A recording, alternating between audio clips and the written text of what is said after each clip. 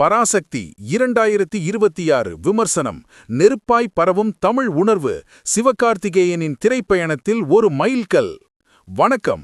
1960களின் மெட்ராஸை கண்முன் நிறுத்தி மொழிப்போர் மற்றும் அரசியல் வரலாற்று பின்னணியில் வெளியாகியுள்ள பராசக்தி திரைப்படம் ரசிகர்களை உணர்ச்சி பெருக்கில் ஆழ்த்தியுள்ளது.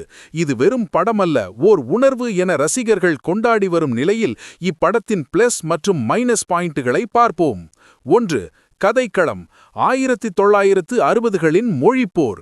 இயக்குனர் சுதா கொங்கரா இயக்கத்தில் உருவான இந்த படம் தமிழக வரலாற்றில் முக்கியமிடம் பிடித்த 1965 இந்தி எதிர்ப்பு போராட்டத்தை மையமாக கொண்டது.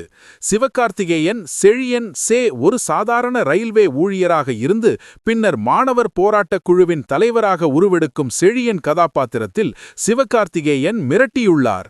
கதை சுருக்கம்.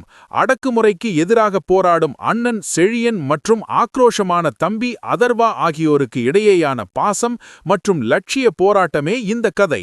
படத்தின் பலங்கள். High points. சிவகார்த்திகேயனின் நடிப்பு. நகைச்சுவை நாயகனாக அறியப்பட்ட அவர் இதில் மிகவும் முதிர்ச்சியான மற்றும் ஆக்ரோஷமான நடிப்பை வெளிப்படுத்தியுள்ளார். வில்லனாக ரவி மோகன். ஜெயம் ரவி இங்கு ரவி மோகன் என குறிப்பிடப்படுகிறார். ஒரு கொடூரமான போலீஸ் அதிகாரியாக தோன்றி மிரட்டியுள்ளார். செழியன் ரவி மோகன் இடையேயான மோதல் காட்சிகள் படத்தின் பெரும் பலம். ஜி.வி. பிரகாஷின் இசை. படத்தின் பின்னணி இசை ஒவ்வொரு காட்சியையும் மெய்சிலிர்க்க வைக்கிறது. குறிப்பாக போராட்ட களக்காட்சிகள்.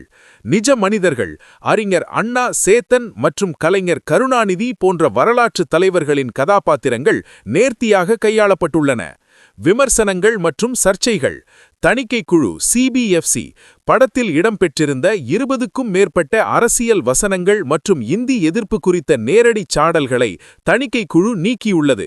இதனால் சில இடங்களில் வசனமில்லாமல் உதட்டசைவு மட்டும் தெரிவது சிறிய குறையாக சொல்லப்படுகிறது. காதல் காட்சிகள். முதல் பாதியில் வரும் சிவகார்த்திகேயன் மற்றும் ஸ்ரீலீலா காதல் காட்சிகள் கதையோட்டத்தை சற்று தாமதப்படுத்துவதாக சில விமர்சகர்கள் கருதுகின்றனர். வசூல் வேட்டை. Box office. முதல் நாளிலேயே தமிழகத்தில் மட்டும் சுமார் 12 கோடி ரூபாய் வசூலித்து சிவகார்த்திகேயனின் கேரியரில் ஒரு சிறந்த தொடக்கத்தை பெற்றுள்ளது. தியேட்டர்களில் இரவு நேர காட்சிகளில் 80% வரை ஆக்கிரமிப்பு பதிவாகியுள்ளது.